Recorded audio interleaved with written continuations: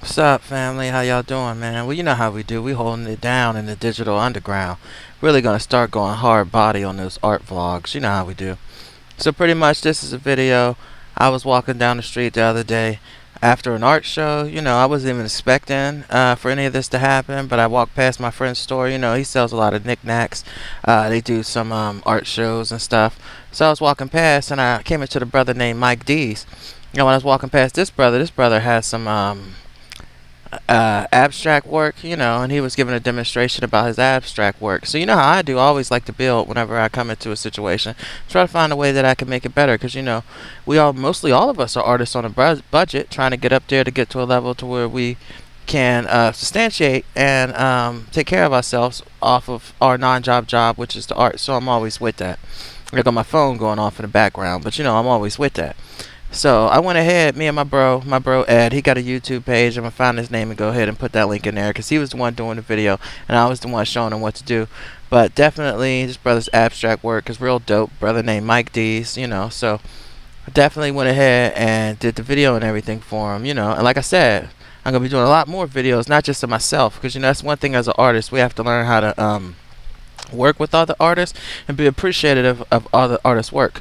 So, that's another big thing that we all need to take away from this. And I also know that in any situation that you're in, you can learn something from it. So I always try to learn stuff from the situations that I find myself in. So without further ado, we're going to go ahead and check out the family and see what they're doing. Again, this artist's name is Mike D. He does abstract. It's just dope. So go ahead and check him out. Don't forget to smash that like button. Go ahead and hit that subscribe. Go ahead and hit that notification bell, because we're going to be bringing these videos hard body. With that said, peace, family. You know what I'm saying? All y'all have a blessed day. May the Most High bless you.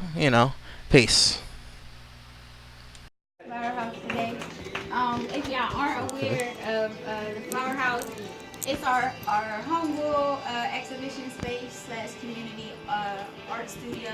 So we wanted to create a space for black artists, primarily black artists, to come, meet one another, work together side by side if need be, learn from each other and teach other things to the community, Wilkinsburg mainly, but also the greater Pittsburgh area. So we just invite people to come in and just share. That's the basics of what we hope to have here at Flowerhouse.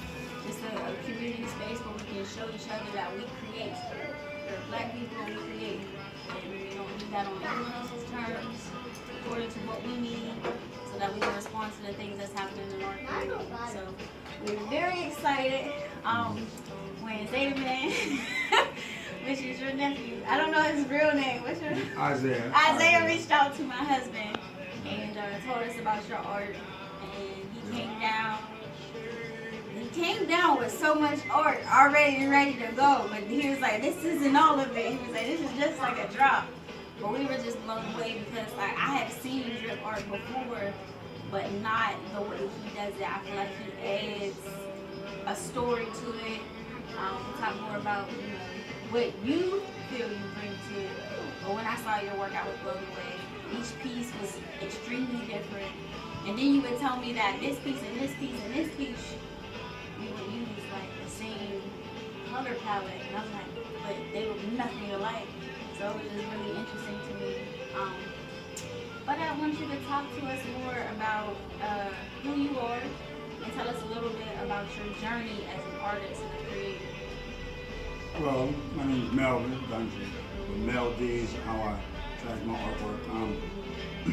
In 2000, like I always could draw in school, did different characters and had my little graffiti spot where I was painting on stuff I shouldn't have been painting on with spray paint, whatever, hustled a little bit. People, can you draw my name graffiti in high school? So it went from there to, in 2000, I decided to get some paint and some canvas, was bored with my life, so I started doing oil paintings.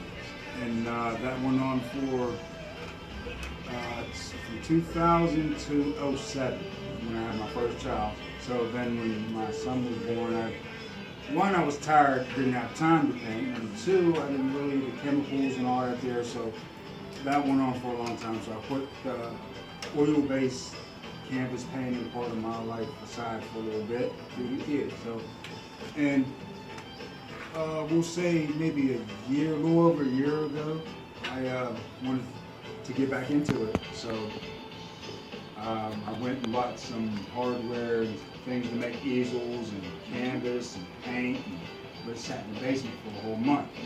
Didn't do nothing. Had ideas, things I wanted to do, even doing old paintings over again. I thought about it, yeah, I could probably do that, but I never attempted it. One day I'm on YouTube and I see some artwork on YouTube. And I'm like, that looks pretty cool. What is it?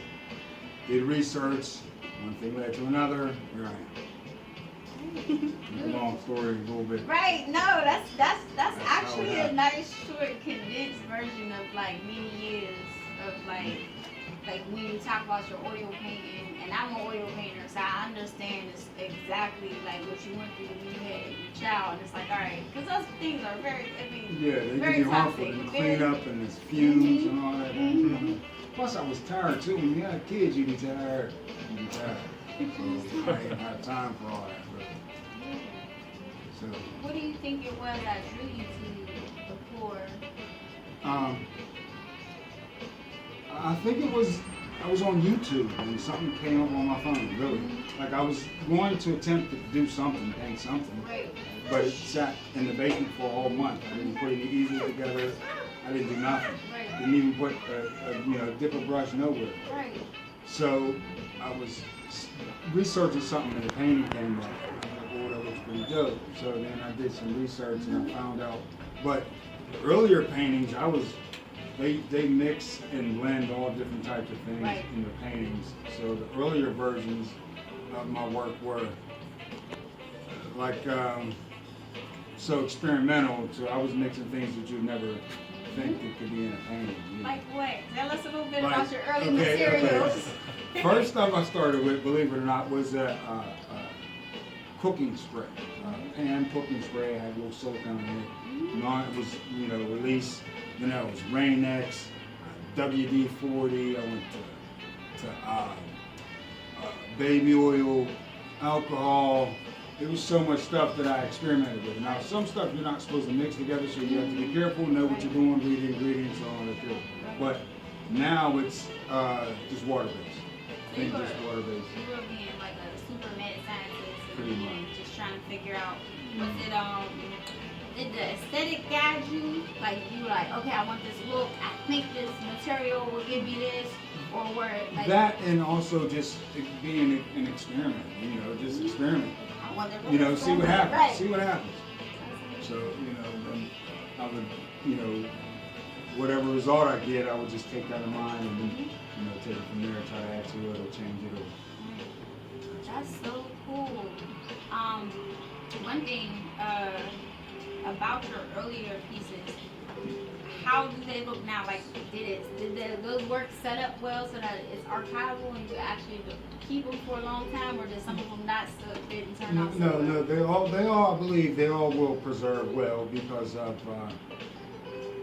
in the very beginning, I always put several coats of polyurethane, clear coat polyurethane, so I believe that's was binded enough, me personally, not just one coat, wait till it to actually cure, put a coat on, wait till that to cure, put another coat on. So it's kind of a long process, because they actually take anywhere from 2 to 3 days to dry, but then like a week to cure, Right. so it's a kind of a long process.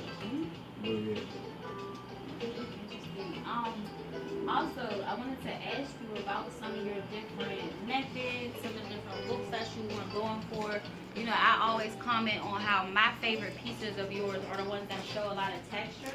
Sometimes I'll touch one of your pieces and it will be a whole half an inch full of like paint.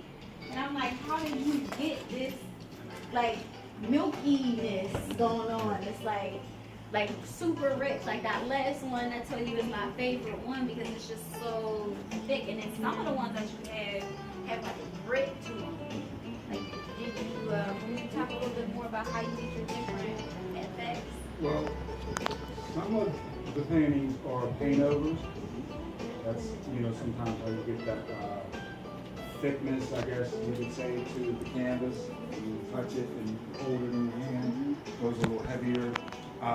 Some of them were additives that I was experimenting with, and it was different additives, and the same painting, so then sometimes you get a reaction Right. from it that you never really know what happened. You know, then also take into account the type of paint you use. Right. I was noticing I was getting a certain effect from house paint.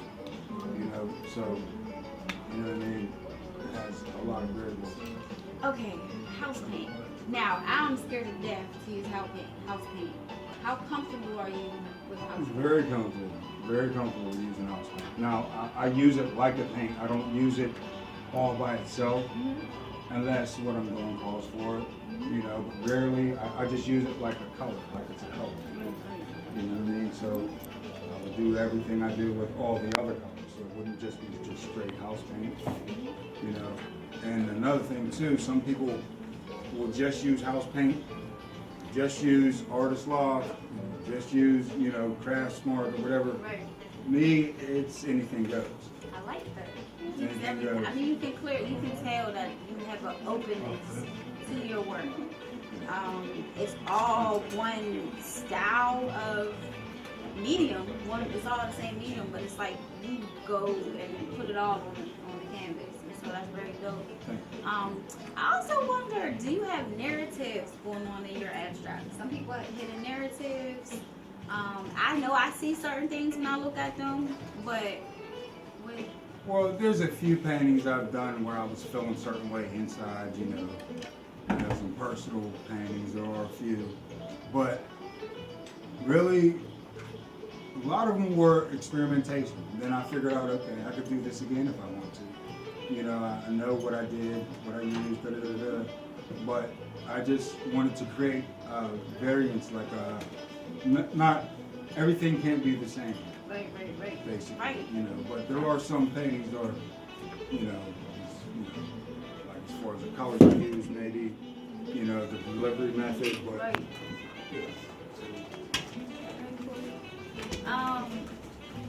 Is there an artist that you not nostalgia soul factor, but have in the back of your mind sometimes when you create, or you just it's melody? No, I really don't. No, I really don't. No, the only person that comes to mind is like Pollock, but that's old, and he was, you know, it was different times, Right. different, you know, and it's not even the same. I don't paint like he does. Right. That would be like the only, The only Yeah. person that you would sometimes. yeah, like it could be even closely, you know, pretty much that I know of, like as far as the things.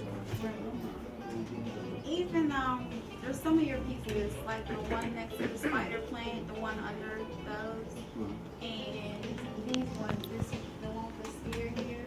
Like when I look at those ones, I definitely see certain stories, but it's all based on the forms that you're, you know, the visuals that you're creating inform me that certain things are happening. So are there certain things going on in those ones, or you just want to see a certain thing? You're saying this one here, this This big the one? one with the spear, and then that one where everything comes together. But everything. Well, actually, this was a style that I saw someone do. I said, I want to try, see if I can do it. Right. And that's what happened, really. But the colors I chose were way different than what they chose. And I chose that texture in the middle just to give it depth, a little, you know, a little bit of room. That's really what that was. I saw someone else do it shorter, so I tempted it. And that's what came out, being honest. This one here, this is actually a double meaning. That's actually that's spray. That's spray.